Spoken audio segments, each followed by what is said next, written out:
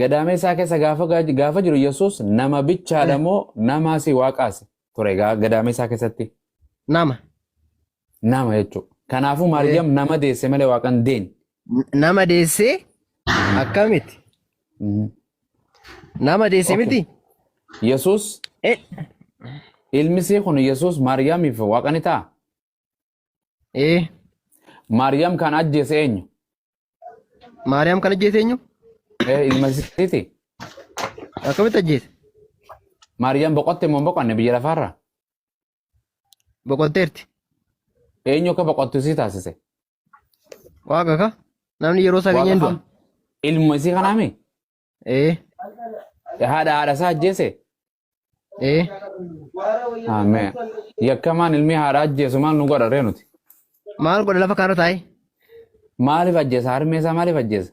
Harmee irraa dhalate. Harmee isa guddiste, harmee isa hoosiste. Eega quufee guddatee waggaa 30 maal ta'e harmee isaa ajjeese. Ati asirra turu biyya lafaa kana turu barbaadda? Ani harmee tiyyan ajjeesu kaa. Nan ajjeesan. Ati nama waan taateef kaa. Ati koo nama bar. Naan ajjeesa jedhe harmee isaa. Otoo ati waaqa taatee osoo jirtu? Ati nama waan taateef akkasitti yaadde koo. Ati amma nama waan taateef akkanatti yaadde silaa ati nama waan taateef harmee kee odoo si ta'ee harmee kee kana hin ajjeesu nama biraa hin ajjeessa jechuudha. Ati nama waan taateef akkanatti yaadde. Inni garuu Yesuus Kiristoos nama ni ajjeesa. Yesuus nama fayyisa malee nama hin ajjeesu. Hin ajjeesa. Ni ajjeesa kuloo jira. Hin ajjeesa. Waliin gal kun ammas ni ajjeesa. Sirriidha innis mee? Namni yeroo du'u qabutti hin du'a garuu yeroo malee hin ajjeesu Waaqayyo. Sababa fayyinaa sii ta'a. Okay, amma isin gaafadha. Akka taatan egaa amma ustaada dhaggeeffadhaa si dubbiin dhumatte. Yesuus Maariyaam harmee isaa ajjeesee miti. Abeet. Asuma jirta. Itti dhufte. Maatii manaa itti dhufte.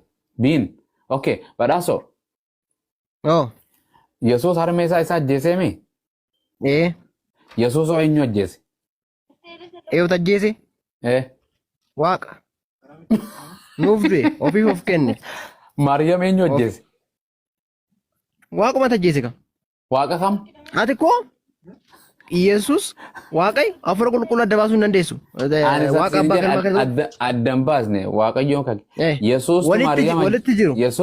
Yesuustu Maariyaam ajjeesee mi? Yesuus guyyaa 3 du'ee miti? Harmee isaa ajjeesee isii booda du'ee miti? Eenyutu ajjeese Yesuusin? Yesuustu du'e malee akka afur qulqulluun hin duune. Waan sin jaa afur qulqulluu sin gaafanneen. Waan jedhe Yesuus harmee isaa ajjeese moo ajjeese? Ajjeese. Ajjeese. Du'a jechuun laale. Kiristaanni sittan hima. Afurii foon adda baase. Afurii isiitiin foon adda baase. Kiristaan qo'ee sittan hima. Kiristaanni foon kanaan gaafa du'u foon kanaan ani du'e miti. Lammataa immoo Kiristoos wajjin jiraachuudhaaf nan ka'a malee kun karaa nuti karaa kana jedhanii nu geessu kana nu balleessu miti. Amma karaa ittiin bannu miti karaa ittiin jiraannudha. Yesuus guyyaa 3 du'ee miti? Ajjeefa du'ee guyyaa 3 booda kaafamee jedhee boqonnaa reefuu dubbisu turre yaadataa miti sansiraa dhiise eenyutu Yesuus Kiristoos Waaqayyoo kan keenyu ajjeese? Kan keenyu ajjeese? Cubbuu keenyaaf gooftaan Yesuus Kiristoos du'eera. Eenyu ajjeeseen sin jedhe boo goobazi du'ee sin hin jenne eenyutu ajjeese? Eenyu ajjeesedha moo eenyutu ajjeese jechuu barbaadde? Eenyutu ajjeese? Eenyutu ajjeese? Waaqayyotu ajjeese sababii cubbuu keenyaatiif. Waaqayyo Yesuus Waaqaa miti? Waaqa. Ofiif ajjeese? Kiristoos ajjeesee ofiif ajjeese jechuudha.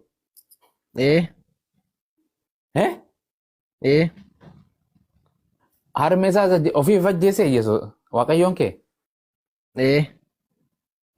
Okay. Du'e jechuudha. Okay. Waaqayyoon biyya lafaarraa du'e. Nama nageef. Ani ko namni 500. Namni 500 asirra jira miti. Yesuus miti macaafni. Wallahi.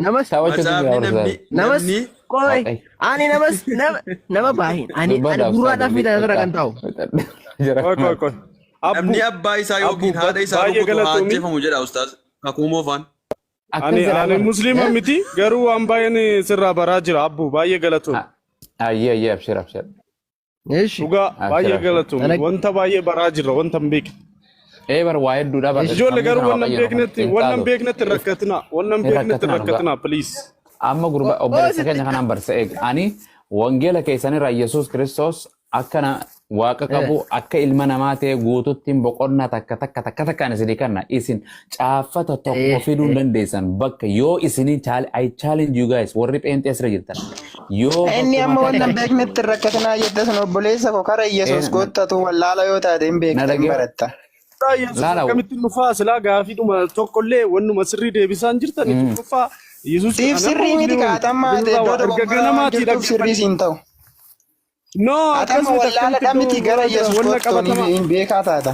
Qoyna dhagee haasa'an miti akkasitti miti ዝም ብሎ በወሬ አይደለም ሲገለ ወሬedhaan miti wanti hundumtu wanta qabatamaa ta'e amma fakkeenyaaf macaafa qulqulluurraa baasee isin dubbisaa jira mucaan amma isin macaafa baasee dubbisaa jira wanta qabatamaa ta'e jecha faallaa macaafa qulqullummaan dubbisu akkamitti waaqni waaqa ajjeesa ishi akkamitti waaqni kanaan adibe kan waaqni society godhe ifa jeessa keessa qalee fannise sun ilaali dura ta'uuf seera waan ta'eef yaa'u macaafa qulqulluun kan jedhu akka ofiisaatti dubbateen beektaa dabarsee kennee warri Yihuudoota Fariisota Yihuudaa dabarsee kennee minaamna jedha indoom isaan dura obboleessa koo Yesuus odoon du'in dura akka inni himeen beektaa? Iddoo tokko gaafii tokko si gaafadha. Fakkeenyaaf gaafii tokko si gaafadha. Israa'eliin kan eeguu hin rafu hin muguu jedha. Hin rafu hin muguu jedha. So gaafa du'u san eenyutu eegaa ture? Kun dirqama waan ta'eef du'uun isaa akkoo fayyina dhala namaatiif waan ta'eef ofii isaatiif koo du'ee namni beekta osoo du'ee jettee nu gaafachuun dandeessaa ta'a. Waan kanaan kaasaa qoya akkan amma fakkeenyaaf. Marzii dhugeen fayyuu marzii dhugeen du'u maaliif harka namaatiin du'ee nama immoo cubbuutti gasharii du'uu dhufe taanaan marzii dhugee du'uu qaba malee harka namaatiin of ajjeesee nama cubbuutti gashuu qabu. Okay, amma why san nama ajjeesu cubbuutti fudhattanii mi amma akka haasaa jirtutti nama ajjeesu cubbuudha jettanii. Yohaannis lama gizee qurxummii fi abbaa caalii qurxummii fi bishaan gizee daadhitti jijjiiru sana akkam godheeti eenyu kadhateeti. Fakkeenyaaf Yohaannis lama moo akkasirratti Yohaannis lama irratti waaqa kadhate. Waaqa maal kadhate inni waaqa ofiisaatiif godhe.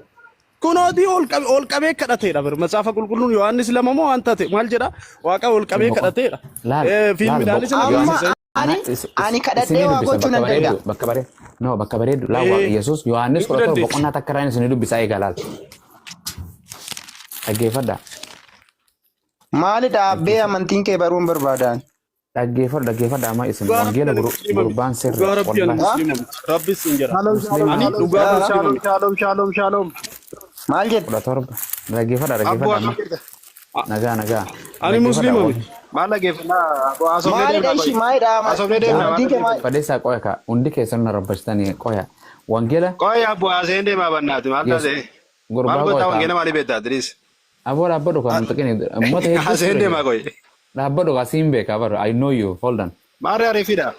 Dhaabbadhu ka ariifi keenya qoysi. Suuta qasiba just come down slowly. Bannaati abbu bannaati. Dhaggeeffadhu maqaa isaatiin waan boqonnuma tanaan gad dubbisa. Wangeela dhaggeeffadha. Wangeela Yohaannis boqonnaa 17 lakkoofsa takka irraa ilaa hanqa sadiin isin dubbisa yookaan afurii akkana jedha. Dubbii isaa erga dubbatee booddee Yesuus gara waaqaatitti ol ilaale. Biin eessatti ol ilaale Yesuus? Dhaggeeffadha. Eessatti ol ilaale? Waaqatti ol ilaale. Gara waaqaatti. Qurxummii shan qabatee gara waaqatti ol ilaale. Sanii miti boqonnaa biraa ta'a ajaa'ibaatiin isinii fiduu deema. Gartee gara waaqaatitti ol ilaale. Hunduu sagalee waaqayyoo kan ajaa'ibaati bar. Dhaggeeffadhu. Yaa abbaa eenyu kadhachuu jira? Yaa abbaa yarichi ge'eera. Eenyuun jechuu jira? Ofii jechuu jira? Qaamni Abbaa. Okay. Abbaa. Yarichi ge'eera. Ilma kee ulfina akkasiif kennuuf ilma kee gara keetti ol fudhadhu. Eenyu kadhachuu jira? Dubbadhaa gaa. Abbaa. Abbaan waaqa moo waaqa miti abbaan?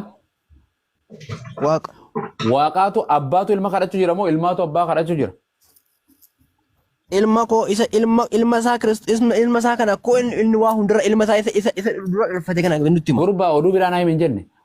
Yesuustu waaqayyoo kadhachuu jira moo waaqayyootu ilma kadhachuu jira? Yesuusitu waaqa kadhachaa jira bara. Heewa. Abbaa waaqataa kadhachaa abbaa. Heewa gara keetitti ol fudhadhu jedhee abbaa kadhachuu kadhaadhaa bar akkuma nuti kadhannu gara waaqaa olaalee kadhataa bar. Ol fudhadhu jechuun abbaa kadhachuu. Waaqni waaqa ni qaba. Waaqni waaqa hin qaba. Hin qaba. Humna qabaate achumatti waa gochuu hin danda'u ree. Hin danda'u. Takka waan jechuun abbaa ilma kadhata. Maayitaa beenidha maqaan isaa. Waa'ee kadhaatumaan isin dubbisaa. Waa kadhannaa Yesuus Kiristoos isin Yesuus kadhattan moo Waaqayyo abbaa kadhattan?